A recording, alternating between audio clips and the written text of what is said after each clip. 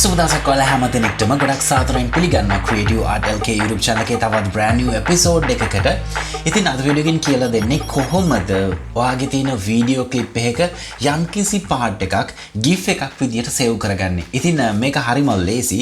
ඉතින් මේ වෙද්දි ඔයාලට mobile phone එකකින් උනත් මේක කරගන්න පුළුවන්. ඉතින් ඔයාලට desktop applications තියෙනවා. හැබැයි ඔයා Premiere use කරන කෙනෙක් නම් වෙන app ඔයාට use කරන්න අවශ්‍ය වෙන්නේ නැහැ. ඔයාට පුළුවන් Adobe Premiere තුලින්ම ඔයාට කැමති video part එකක් GIF එකක් විදියට save කරගන්න.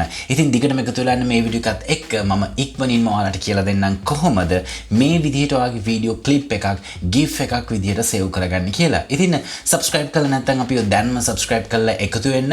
මේක පුන පුනා කියන්නේ හේතුව තමයි මේ වෙද්දි 150කට වැඩි පිරිසක් අපේ videos බලන්නේ අපිව subscribe නොකර. ඉතින් ඒක නිසා අනිවාර්යෙන් subscribe කරන්න, bell notification එක press කරන්න. ඔයාට ගොඩක් වටින education videos අපේ channel එක හරහා බලන්න පුළුවන්.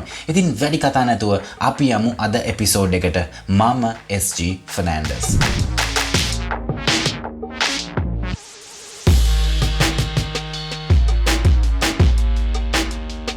ඉතින් සුපුරුදු පරිදි Adobe Premiere software එක මම open කරගෙන තියෙනවා. ඉතින් මට අවශ්‍යයි මුලින්ම මගේ මේ වැඩේට sequence එකක් හදාගන්න. මම create කරන sequence එක හරි හතරත් sequence එකක්. මොකද ඔයාලා දකිනවා ඇති GIF සාමාන්‍යයෙන් හැදෙන්නේ 1:1 කියන ratio එකට. ඉතින් මම මුලින්ම කරන්නේ මම project එකක් හදාගෙන ඉන්නේ. මම timeline එකක් create කරන්න. මම මේ විදිහට timeline එක select කරලා Control N කියන shortcut එක press කරනවා.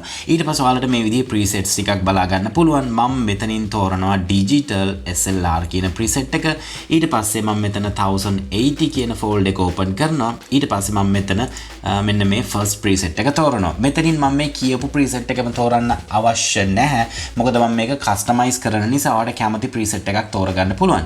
ඊට පස්සේ මම කරන්නේ settings වලට යනවා. settings වලට ගිහිල්ලා ඔයාලට මෙතන බලා ගන්න පුළුවන් අපේ frame size එක. දැන් තියෙන 1920x1080. නමුත් මට ඕන 1:1 ratio එක හදාගන්න. ඉතින් ඒක නිසා මම මේ second box එකටත් 1920 දෙනවා. second box එකටත් 1920 දුන්නේ. මෙතන මගේ පළවෙනි box එකෙත් 1920 තියෙන නිසා.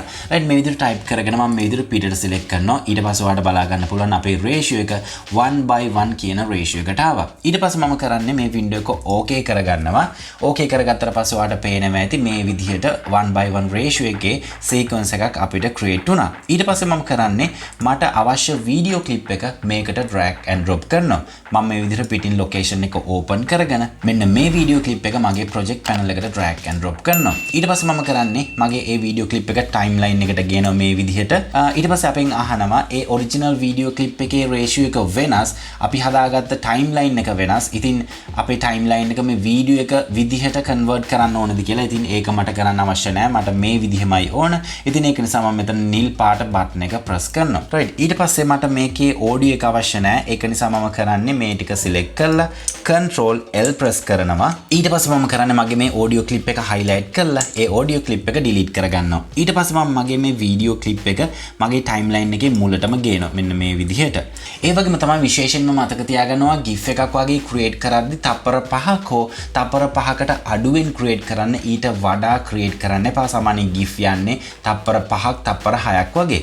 ඉතින් ඒක නිසා මම කරන්නේ මට මේ video clip එකේ අවශ්‍ය part එක මුලින්ම cut එකක් දාගන්නවා. cut එකක් දාගන්න කලින් මගේ මේ clip එක විශාල කරගන්නවා. ඒකට මම කරන්නේ alt key එක press කරගෙන මේ විදිහට මගේ track එකේ මුලට ඇවිල්ලා scroll wheel එක කරකවනවා. ඊට පස්සේ timeline එකේ මැදට ඇවිල්ලා මම නැවත scroll wheel එක කරකවලා ටිකක් zoom කරගන්නවා. ඊට පස්සේ අපි නැවත scroll wheel එකෙන් අපිට පුළුවන් මේ timeline එකේ එහෙට මෙහෙට යන්න. ඉතින් මම මේ කතා කරන යම් දේවල් ඔයාලට අපැහැදිලි බවක් තියෙනවා නම් ඔයාලට පුළුවන් Adobe Premiere tutorial series එකේ මුල ඉඳන් පටන් ගන්න. එතනදී මම interface එකේ වගේම panels කොහොමද basic වැඩ කරගන්නේ, shortcut මේ හැම දෙයක්ම කතා කරලා තියෙනවා. right ඊට පස්සේ මම කරන්නේ ඔයාලට පේනවා ඇති මගේ වීඩියෝ එක මගේ මේ frame size එකට හරියට match වෙලා නැහැ. ඉතින් ඒකට මම කරන්නේ මගේ clip එක මේ විදිහට select කරනවා. select කළා මම යනවා effect control වලට. effect control panel එක ඔයාගේ interface එකේ නැත්තම් ඔයාලට කරන්න තියෙන්නේ window වලට යන්න. window වලට ගියාට පස්සේ ඔයාලට effect control ඇතුළු අනිත් හැම panel එකක්ම මෙතනින් අරගන්න පුළුවන්. right මම clip එක select කරලා යනවා effect control එකට. effect control එකේ motion යටතේ ඔයාලට මෙතන scale කියලා option එකක් බලා ගන්න පුළුවන්. මම මේ scale එක මේ විදිහට select කරනවා scale value එක. ඊට පස්සේ මම මේ විදිහට දකුණු අත පැත්තට drag කරනවා. දැන් ඔයාලට පේනවා ඇති අපේ clip එකේ scale එක වැඩි වුණා. right. මේ ගාන okay. ඊට පස්සේ මම කරන්නේ මගේ video clip එකේ අවශ්‍ය තැන cut කරගන්නවා. මම මේ විදිහට scrub කරනවා මගේ timeline එකේ. මට GIF එක පටන් ගන්න ඕනේ මෙන්න මේ හරියෙන්. ඉතින් මම මේ clip එක Control K press කරලා cut එකක් දා ගන්නවා. ඊට පස්සේ මේ first part එක delete කරගන්නවා. ඊට පස්සේ මම නැවතත් මේ විදිහට clip එක මුලටම ගේනවා. right. ඊට පස්සේ මම මේ විදිහට නැවතත් scrub කරනවා. right. මෙන්න මෙතන GIF එකේ end එක විදිහට මම තෝරගන්නවා. ඊට පස්සේ මම නැවතත් කරන්නේ Control K press කරලා මේක cut කරගන්නවා. ඊට පස්සේ මේ part එක delete කරනවා. right. ඔයාලට පේනවා ඇති මගේ GIF එකේ duration එක තප්පර 5යි millisecond 16කට තියෙන්නේ. ඒක හොඳටම ප්‍රමාණවත් මට. right. ඊට පස්සේ මම කරන්නේ මගේ clip එකේ මුලට මේ විදිහට play head එක ගේනවා. play head එක ගෙනල්ලා මම කරන්නේ keyboard එකේ I press කරනවා. I press කරලා in point එකක් දා ගන්නවා. ඊට පස්සේ මම කරන්නේ මගේ play head එක මගේ clip එකේ අවසානයට ගෙනල්ලා O press කරලා out point එකක් දා ගන්නවා. right. දැන් මෙන්න මේ highlight වෙච්ච section එක තමයි අපි GIF එකක් විදිහට හදාගන්න යන්නේ. ඊට පස්සේ මම කරන්නේ timeline එක select කරගෙන ඉද්දිම Control M press කරනවා. Control M press කරලා අපිට මේ විදියට export window එක ගන්න පුළුවන්. ඉතින් මේ විදියට shortcut එක use කරන්න නැතුව ඔයාලට පුළුවන් මේක file වලට ගිහිල්ලා මෙතන export කියලා option එකක් තියෙනවා. export එකට ගිහිල්ලා මෙතන media කියන option එක select කරලා ඔයාලට පුළුවන් මම Control M press කරපු window එකම ගන්න. right. ඊට පස්සේ ඔයාලට කරන්න තියෙන්නේ normally මේක දැන් තියෙන්නේ video clip එකක් විදියට. මේ විදියට export කරොත් export වෙන්නේ video file එකක් විදියට. ඉතින් ඔයාලට මෙතන මුලින්ම කරන්න වෙන්නේ මෙතන format කියලා option එකක් තියෙනවා. මෙතන animated GIF කියන format එකට දාන්න. ඊට පස්සේ ඔයාලට preset එක කිසිම දෙයක් වෙනස් කරන්න නැහැ. මෙතන match source කියන preset එක තමයි තියෙන්නේ. right. ඊට පස්සේ ඔයාලට මෙතන output name කියන තැනින් ඔයාලට පුළුවන් මේ name එක select කරලා ඔයාගේ මේ export එක කොහෙටද සිද්ධ වෙන්න ඕනේ කියන එක තෝරලා දෙන්න. මම මෙතන location එකක් තෝරනවා. right. ඊට පස්සේ මම කරන්නේ මෙතන video කියන section එකට එනවා. section එකට ඇවිල්ලා ඔයාලට පේනවා ඇති මෙතන quality කියන එක max තියෙන්නේ. මේ quality එකෙන් අපි render කරොත් අපිට හම්බ වෙන්නේ megabyte ප්‍රමාණය ඊටමත් වැඩි file එකක්. මොකද අපි high quality මේක export කරන නිසා. ඉතින් සාමාන්‍යයෙන් GIF එකක් අපිට එච්චරම quality එකක් අවශ්‍ය වෙන්නේ නැහැ. සාමාන්‍යයෙන් average quality එකක් තිබ්බනම් හොඳටම ප්‍රමාණවත්. ඉතින් ඒක නිසා මම මෙතන 100 කියන value එක මම මෙතන 30ක් වගේ දෙනවා. right. ඊට පස්සේ මම මේ විදිහට පිටට select කරනවා. දැන් ඔයාලට පේනවා ඇති අපේ slide එක 30 කියන සීමාවට ආවා.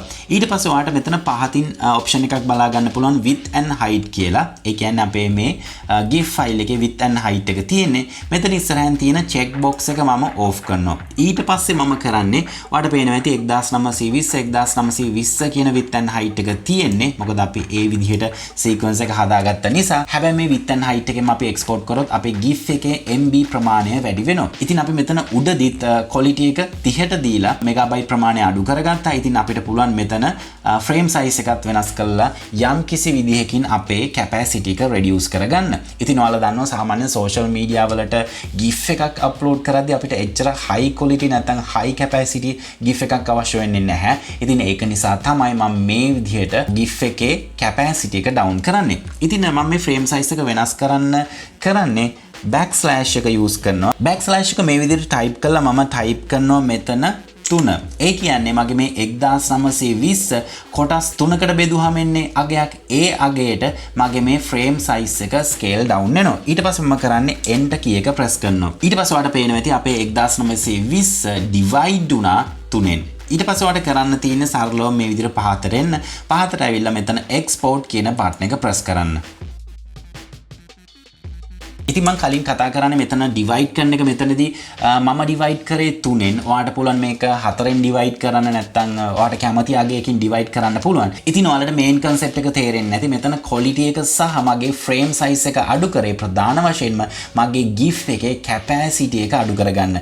ඉතින් ඔයා මේ දේවල් නොකර quality එක 100%ම තියෙද්දි 1920 1920 කියන frame size එකේම තියෙද්දි ඔයා export එකක් කරලා බලන්න. එතකොට ඔයාටම තේරෙයි මේ GIF file එකේ capacity එක කොච්චරක් එනවද කියලා. ඒ වගේම ඔයාලට මම මේ කියපු settings වලිනුත් export කරලා බලන්න. එතකොට ඔයාලට ගොඩක් හොඳ comparison එකක් බලා ගන්න පුළුවන්. right. අපි බලමු GIF එක save වෙලාද කියලා. මම යනවා GIF එක save වෙච්ච location එකට. right. මේ තියෙන්නේ අපේ GIF එක. අපි බලමු double click කරලා. ඔයාලට පේනවා ඇති අපේ වීඩියෝ ෆයිල් එක GIF එකක් විදියට සේව් වෙලා තියෙනවා. ඉතින් මම විශ්වාස කරනවා අද ටියුටෝරියල් එක ගොඩක් ඉන්ටරෙස්ටිං ටියුටෝරියල් එකක් වෙන්න ඇති කියලා. ඉතින් ඔයාලා Adobe Premiere නිතරම use කරන කෙනෙක් නම් ඔයාට අවශ්‍ය වෙන්නේ නැහැ වෙන third party software එකක් use කරන්න GIF එකක් හදාගන්න. ඔයාට Adobe Premiere එකෙන්ම මේ දේ කරගන්න පුළුවන්. ඉතින් මම මෙතනදී පෙන්වුවේ වීඩියෝ ක්ලිප් එකක් නේ GIF එකක් විදියට කන්වර්ට් කරනවා. ඉතින් ඔයාට මේක වෙනුවට images කිහිපයක් use කරන්නත් පුළුවන්. උදාහරණයක් විදිහට ඔයාට මේ timeline එකට images කිහිපයක් දාලා ඒක තප්පර 5කට හදාගෙන ඔයාට පුළුවන් ඒකත් GIF එකක් විදියට save කරගන්න. ඉතින් අනිවාර්යයෙන්ම experiment කරලා බලන්න. ඔයාලගේ experiment වල result අනිවාර්යයෙන්ම comment section එකට දාන්න. ඒ වගේම තමයි ඔයා Adobe Premiere නැතුව වෙනත් මොනවාද GIF හදාගන්න use කරන්නේ. ඉතින් මේ ගැන අපි comment section එකේ කතා කරමු. ඒ වගේම තමයි subscribe කරලා නැත්නම් මේ දැන්ම subscribe කරලා එකතු වෙන්න. ඉතින් ආයෙත් අලුත් වීඩියෝ එකක් අරන් එනකන් මම sign out වෙනවා. මම SG Fernandez. ඔයාලා හැමදෙනෙක්ටම සුබ දවසක්.